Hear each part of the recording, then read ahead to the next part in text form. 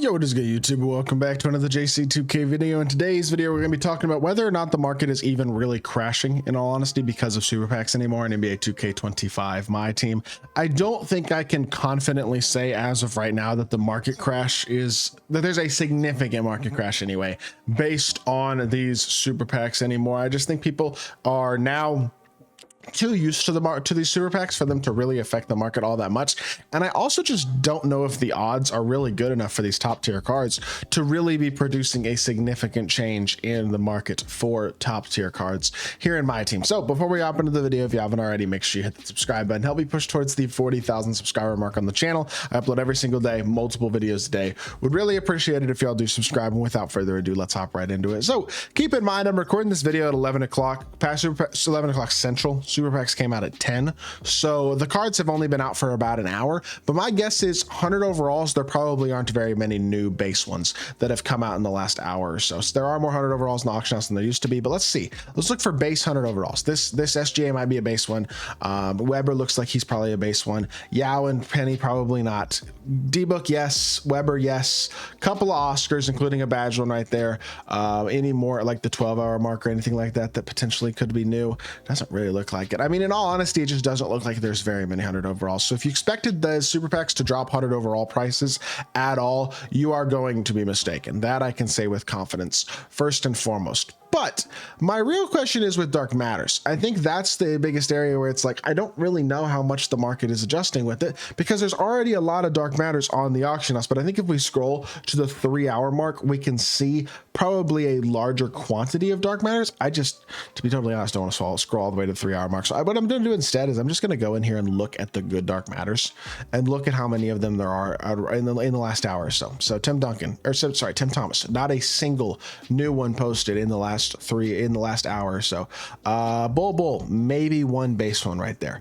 How many new cards are there from this drop? There's 3 Jarens up right now in the last hour since the cards came out. There's 2 Oscars. Patrick Williams, there are 2 of, and Karis LeVert, there are also 2 of. All right, well, there you go. So not very many new cards there. Let's look at some of the older Galaxy Opals. Oh, we'll look at some of the older Dark Matters in a second, but then you got AK, any new base AKs in the last hour. It looks like there's about 2 of them. Those could be from super packs, could also just be from signature series packs as well. Stefan Castle, looks like there's a lot of him before the last 2 hours. Doesn't look like the quantity has changed significantly in the last hour or so. I don't see enough here to clearly make the argument that there are a bunch of Dark Matters being pulled. I don't think the odds on the super packs are good enough. I just think when you have a 0.4% chance at pulling a Dark Matter out of any individual pack, which I think is basically what the odds are for these super packs, then yeah, you're going to realistically see, I mean, there's one Lonzo that's a base Lonzo that might be new, you know what I mean? But like in general, I don't think, again, that we're seeing a very significant market crash when it comes to top tier cards. Now, what I will say is these packs do have, especially this bundle right here, much better Galaxy Opal odds at 37% than anything else we have. Like the regular signature series one, for example, is 7%. So the odds for Galaxy Opals are much better in this bundle specifically. And even in the super packs themselves, 3.5 versus like 2.7, that's not as nearly as significant of a difference, but it is a noticeable difference, where I do think if there are Galaxy Opal cards that you are targeting, they might be less expensive. And like, for example, Opal Wemby's obviously the best Galaxy Opal in the game, but I do think his price has continued to drop. And I think there are more and more Wembys that are being made available now. I don't actually see any new Wembys. They might have made the drop rate of him for Galaxy Opals pretty low, because I don't see any like new Wembys except for this one. This is the only one that looks like a base Wemby that maybe just recently got pulled. But for example, I think a lot of these good Dark Matters are good Opals are definitely less expensive than they have been or would be previously. Like I think we're going to continue to see a drop in Opal prices as this season progresses. For example, a guy like Dino Raja is now under 50,000 MT. I don't know, I could be wrong, but I don't think he's been under 50,000 MT yet. That is a really nice drop right there in price. Dyson Daniels came out in the torpedo drop. He was 50K towards the end of last week. I know that. Let's go see how much he is right now. 26K. I'm telling y'all, this card was 50K last week. He's 26K. Maybe that was just a bad time when I got on it. He might have been 40K, but still looks like he's dropped in price a bit too. Like, I think these super packs do have the effect of dropping the price of a lot of higher or lower tier cards pretty dramatically, is what I will know. Even right here, seeing like a bunch of Jonathan Isaacs being posted up for 70K. It looks like before that he was going for in the 80s, the high 80s to the 90s earlier today.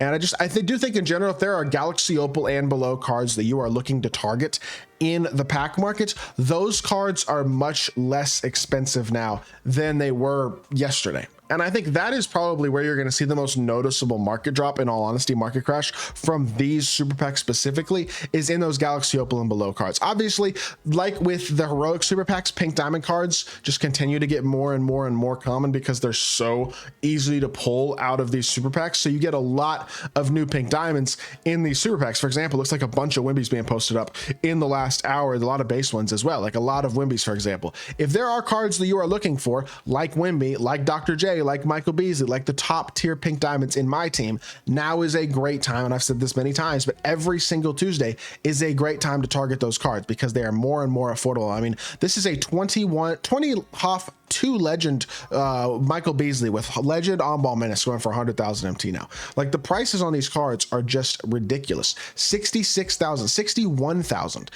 Michael Beasley 2 weeks ago was not a buyout. I think last week when I first did this, he was like right at a buyout when I recorded this video. He's now 60K. I mean, the price tag on these cards is phenomenal, and you can get such good values and good deals on the best pink diamond and Galaxy Opal cards in my team. So that's really good. I do just wish personally, if I get on my complaining just for a second, I wish the odds on the dark matters were a little higher.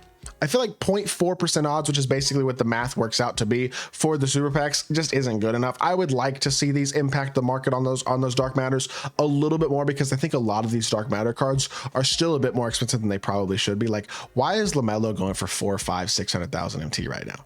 This card should not be that much. There are a couple of them look like they've been pulled in the last hour. 3 base ones, it looks like, going up in the last hour. So maybe they're being pulled a little bit, but maybe just LaMelo's been pulled a lot more than a lot of the other dark matters, because I didn't see a lot of the other dark matters having dropped with multiple of them in the last hour or so. So with that being said, I do want to see, I would like to see super packs drop the market a little bit more for some of those higher tier cards. Still, I think the drop rate for those cards is still a bit too low for me to justify ever like considering opening those packs. But if there are any Galaxy Opal and below cards that you are looking to add to your lineup, today is a great day to do that. That is what I will say.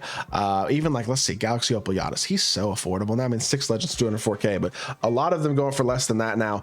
Definitely worth keeping an eye on and seeing if you can pick up some good cards today, if you are one of those a little bit more budget players, or looking to pick up that Opal card you've been missing, like a Wimby or somebody like that. But even some of the other Opals, like if you're newer to the game, if you're more of a no money spent player, you can pick up a lot of good cards today. Also, opportunities to invest.